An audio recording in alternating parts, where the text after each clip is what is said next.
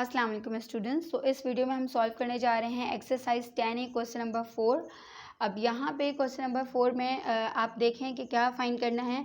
For each of the following prism find its volume and total surface area. तो आपके पास एक prism given है, तो आप पहले पार्ट में आपको उसका वॉल्यूम फाइंड करना है, ठीक है। और वॉल्यूम जो है वो बराबर होता है base area into height of the prism, ठीक है। और सेकंड पार्ट में आपको क्या फाइंड करना है, उसका टोटल सरफेस एरिया फाइंड करना है, जो कि बराबर होता है पैरामीटर ऑफ बेस, ठीक है, पैरामीटर ऑफ बेस मल्टीप्लाई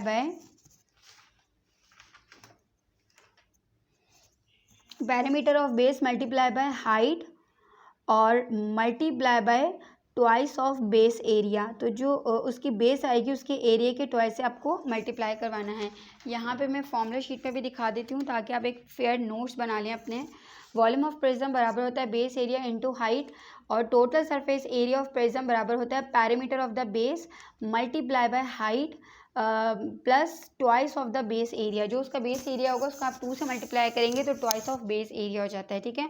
तो चलें इस क्वेश्चन को स्टार्ट करते हैं। तो सबसे पहले पार्ट में जो हमें फाइंड करना है वो इसका वॉल्यूम फाइंड करना है। तो यहाँ पे मैं लिख देती हूँ वॉल्यूम ऑफ प्रिज्म, ठीक है, और वो बराबर है आपके पास base area multiply by height के।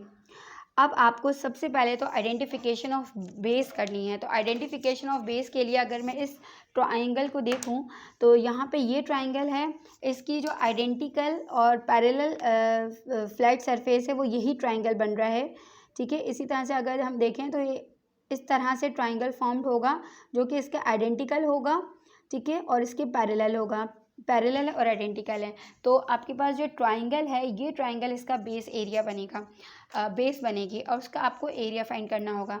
तो यहाँ पे अगर आप गौर से देखें तो इस ट्राइंगल के हिसाब से जो डेटा फॉर्म्ड होता है वो क्या होगा, डेटा इज़ इक्वल्स टू, अच्छा पहले आप डेटा फॉर्म करते हैं फिर आप फॉर्मूला यूज़ करते हैं, क्योंकि डेटा में जितने पार्ट गिवन होते हैं उसके अकॉर्डिंग आप फॉर्मूला पुट करते हैं। तो पहले डेटा लिखिएगा उसके बाद जो फॉर्मूला है वो लिखिएगा। तो यहाँ पे डेटा में बेस ट्राइंगल है, जो डेटा में बेस और हाइट लिखनी होगी। तो बेस के लिए मैं बी यूज़ कर रही हूँ, बेस बराबर है 6 सेंटीमीटर और जो हाइट ऑफ द ट्राइंगल है वो बराबर है 4 सेंटीमीटर, ठीक है। इन दोनों को मैं यूज़ कर लूँगी बेस एरिया के लिए। और आपके पास जो हाइट ऑफ द ट्राइंगल मैंने टी लिख दिया, इसी तरह से हाइट ऑफ द प्रिज्म जो है वो किसके बराबर होगी, इस ट्राइंगल यानी जो बेस से हट के हाइट होगी वो आपके पास हाइट ऑफ प्रिज्म होगी। यहाँ पे क्या है 15, तो ये आपके पास हो गया 15 सेंटीमीटर।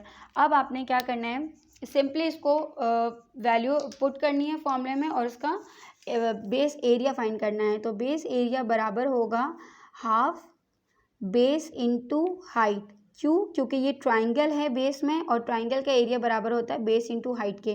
तो मैंने हाफ लिया।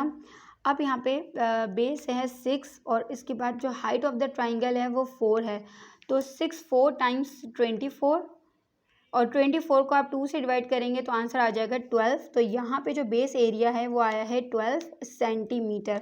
अब इस बेस एरिया को मल्टीप्लाई कर दें हाइट से, तो हाइट से मल्टीप्लाई जब करेंगे तो आपके पास क्या आ जाएगा, वॉल्यूम बेस एरिया है 12 multiply by height of the prism, और यहाँ हाइट ऑफ द प्रिज्म जो है वो 15 है।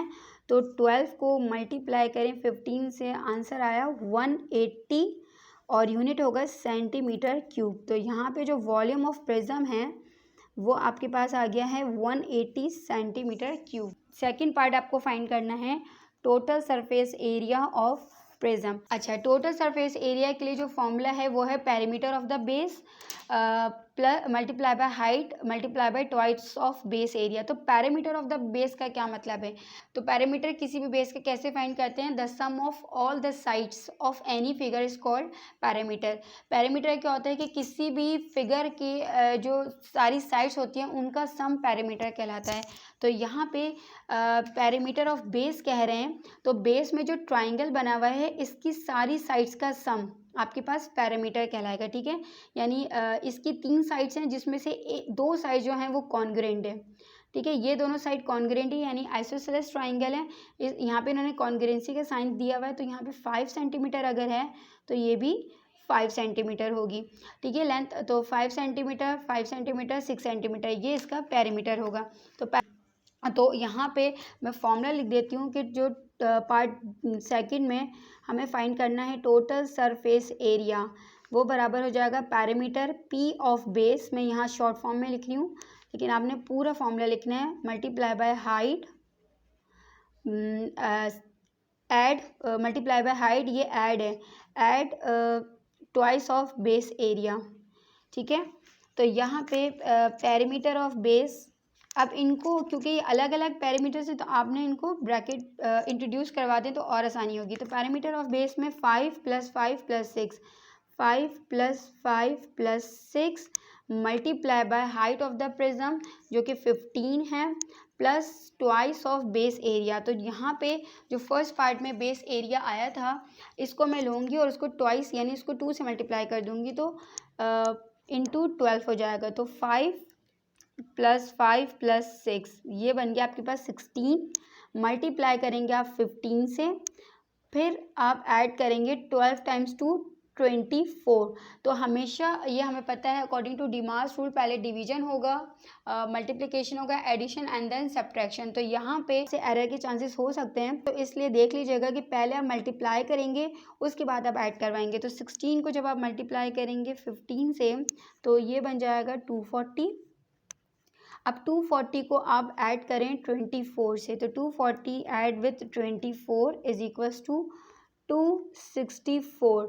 अब ये जो 264 आया है, ये आपके पास टोटल सरफेस एरिया आया है, TSA टोटल सरफेस एरिया है। और एरिया है तो अगेन ये डिनोट एरिया है तो अगेन इसका यूनिट होगा सेंटीमीटर स्क्वायर। ठीक है, क्योंकि एरिया है तो स्क्वायर आएगा।